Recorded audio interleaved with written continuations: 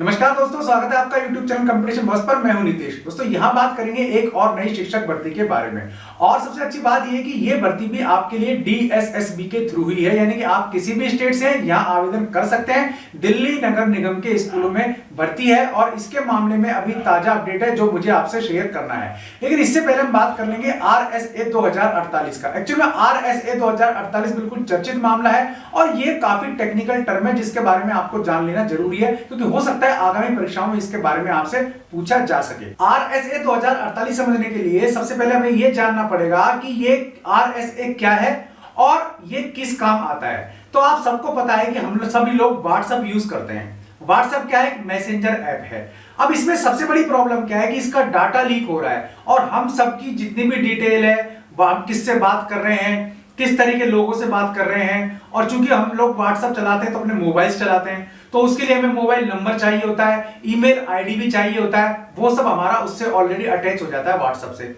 अब जब हम व्हाट्सएप यूज करते हैं तो डाटा लीक हो रहा है। तो क्या क्या चीज लीक हो रही है? हमारा नंबर भी लीक हो रहा है। अब जितने हमारे जो कॉन्टेक्ट है वो भी लीक हो रहे हैं, हमारा ईमेल आईडी लीक हो रहा है, हम क्या सर्च कर रहे हैं वो भी लीक हो रहा है, सब कुछ हो रहा है।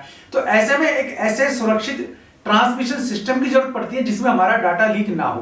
तो RSA यही करता है। कुल मिलाके ये एक सबसे सुरक्षित ऐसा प्लेटफॉर्म है जो एन्क्रिप्शन प्लेटफॉर्म कहलाता है, या फिर इसे आप सबसे सुरक्षित एन्क्रिप्शन एल्गोरिदम भी कह सकते हैं। तो RSA में तीन चीजें हैं। R से मतलब रॉन रिवेस्ट, एक तो पहला ये आदमी, ठीक है ना।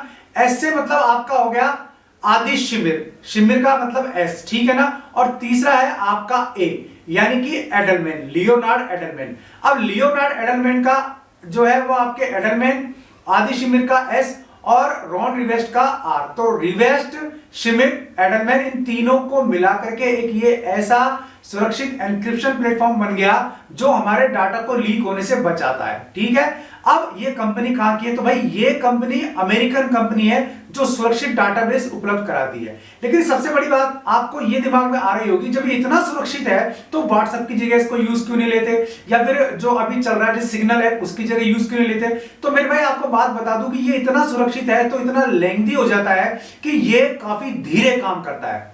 अब धीरे काम करने के कारण क्या होता है कि इसका एक फायदा ये कि ये 2G पर भी काम करता है, ठीक है। तो एक तो ये सबसे धीरे काम करता है, इसलिए इसको व्हाट्सएप या इस तरीके के जो इंस्टेंट मैसेजिंग ऐप है, जो फास्ट मैसेजिंग ऐप्स हैं, उनकी जगह यूज नहीं कर सकते, ठीक है। लेकिन सुरक्षा चूंकि इसकी अच्छी है इसलिए इसको कौन लोग यूज कर रहे हैं? तो इसको यूज कर रहे थे टेररिस्ट। जम्मू कश्मीर में जब कुछ टेररिस्ट पकड़े, उनके मोबाइल पे जो ऐप देखा तो वो इससे जुड़ा हुआ था, ठीक है। सुरक्षा कारणों से सुरक्षा एजेंसियों ने उस ऐप का नाम नहीं बताया, लेकिन उसमें जो सुरक्षित सिस्टम यूज किया जा रहा था वो था RSA 2048, यानी कि 2G पर काम करता था। स्लो होने से उनको कोई नुकसान था नहीं, तो वो इसको यूज करते थे। यानी इसको डिकोड करना काफी मुश्किल है, तो ये उनको फायदा था, इसलिए इसको यूज किया जा रहा था। और सबसे बड़ी बात, इसमें ना तो आपको फोन नंबर की जरूरत पड़ती है, ना ही ईमेल आईडी जरूरत पड़ती है। बिना इसके भी आप इस पर अपना एड्रेस बना सकते हैं, अपना इसमें अकाउंट बना सकते हैं और अपना जो चैटिंग सिस्टम है उसको चालू कर सकते हैं।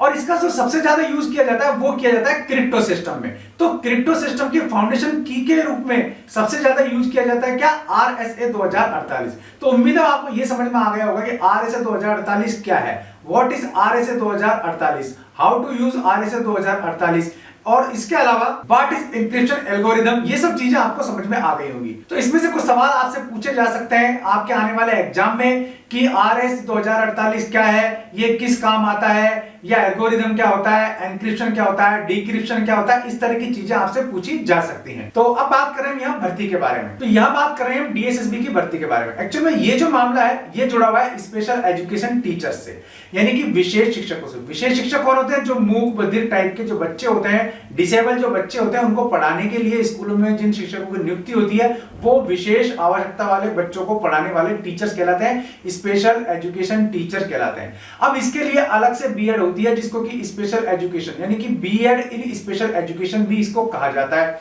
और कुछ राज्यों में तो ये जो सामान्य बीएड होती है उसके साथ होती है, कुछ राज्यों में ये अलग से होती है, जैसे कि राजस्थान में ये अलग से होती है। लेकिन बिहार में ये जो आपके कॉमन बीएड होती है, 4 ईयर इंटीग्रेटेड बीएड या फिर 2 ईयर जो बीएड कोर्स है उसके साथ ही इसका भी एग्जाम हो जाता है। तो ये आपका स्पेशल एजुकेशन का बीएड होता है। इसके लिए आपको ग्रेजुएट करना होता है और उसके बाद फिर आपको बीएड इन स्पेशल एजुकेशन करनी पड़ती है।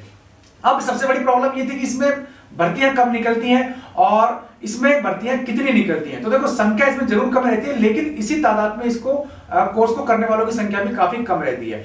अब ये जो मामला है ताजा, जिसके बारे में बात कर रहा हूं डीएसएसबी की भर्ती के बारे में, एक्चुअल में इसमें पदों की संख्या 1132 और ये मामला काफी टाइम से चल रहा है। एक्चुअल में कोर्ट ये कह रहा है सरकार से बार बार कि दिल्ली नगर निगम के स्कूलों में जितने भी डिसेबल बच्चों के लिए टीचर्स की पोस्टिंग है 1132 इनको भरा जाए। और लास्ट 18 दिसंबर को हाईकोर्ट ने कहा भी था, तीनों नगर निगमों को निर्देश दिया था, तीनों नगर निगमों को, कि वो अपनी जो एसडीएमसी है उसके थ्रू डीएसएसबी को एक आग्रह पत्र दे जिसमें इस भर्ती के लिए आग्रह किया गया हो, इस भर्ती को कंप्लीट करने के लिए कहा गया हो।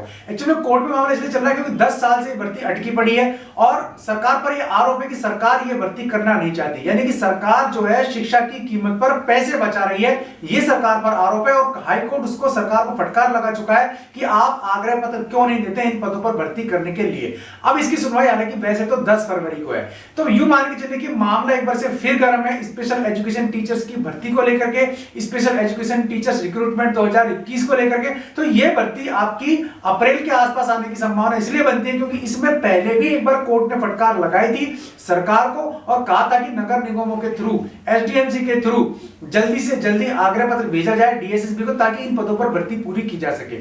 सरकार ने तर्क दिया था कि भाई इस पर जो योग्य कैंडिडेट है वो काफी कम मिल रहे हैं, लेकिन अब ऐसा मामला नहीं है। काफी सारे ऐसे भाई बहन है, काफी सारे नए बैच आ चुके हैं इस 10 साल में जिन्होंने स्पेशल एजुकेशन में बीएड कर लिया है और वो भर्ती का इंतजार कर रहे हैं। तो या तो सरकार पुरानी भर्ती को ही आगे बढ़ाए या फिर पुरानी भर्ती के पदों को समायोजित करते हुए नई भर्ती निकाले। इसमें पदों की संख्या काफी अच्छी 4,500 के आसपास हो सकती है और सरकार चाहे तो उस भर्ती को कर सकती है। तो इसमें दो फायदे होंगे, एक तो जो पुरानी भर्ती है वो रुकी हुई है वो क्लियर हो जाएगी और इसके अलावा जो नए पद निकलेंगे, नए पद जुड़ेंगे तो काफी सारे भाई बहनों को इस टीचर रिक्रूटमेंट में मौका मिल सकता है, उनको स्पेस मिल सकता है। तो दोस्तों ये था अपडेट। फिर 10 फरवरी को इसकी सुनवाई है, उसके बारे में मैं आपसे बाद में चर्चा करूंगा, लेकिन सुनवाई के बाद। तो दोस्तों वीडियो पसंद आए तो लाइक और शेयर जरूर कर देना, चैनल पसंद आए तो सब्सक्राइब कर लेना, बेल आइकन दबा देंगे आप तो वीडियो के नोटिफिकेशन आपको मिलते रहेंगे। आज के लिए इस वीडियो में इतना ही, ऐसे किसी यूजफुल वीडियो में फिर मिलूंगा, तब तक के लिए नमस्कार।